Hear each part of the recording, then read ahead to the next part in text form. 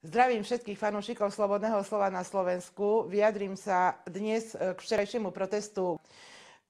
Poviem to rovno, gorila. Celé sa mi to zdá zmanipulované, a to z tohto dôvodu.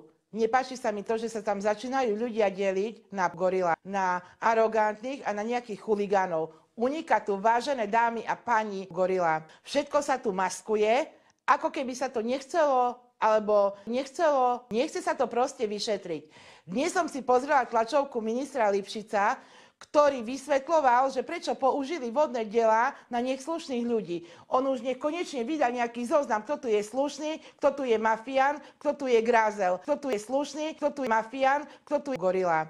Podstata vám uniká, vážený pán minister. Tento protest sa deje lebo niekto tu nakradol ministra Lipšica. Vy nerozprávajte o slušných ľudí. Mali ste vystúpiť z KDH. Bubeníkovú už máte na plážach, Malcharek sa vyvaluje, chuligáni upratujú.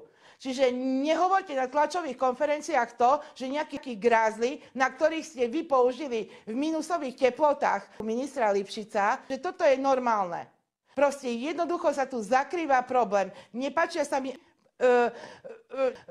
nezmyselné požiadavky, pretože chcú, aby voľby sa presunuli z marca na september, z marca. Podľa mňa, keby im išlo o dobrú vec, čím skôr voliť, a však každý má možnosť, tak nevoľte Bubeníkovú a ministra Lipšica, voľte gorily, ktorí chcú pre Slovensko niečo urobiť. A pokiaľ chcú Bubeníkovú a ministra Lipšica vládnuť,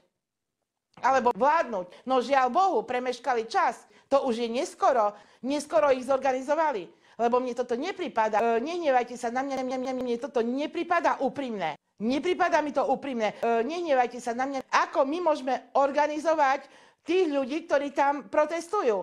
Každý má svoj názor. Každý vyjadruje svoj názor inak. Veď nie sme tu stádo debilov.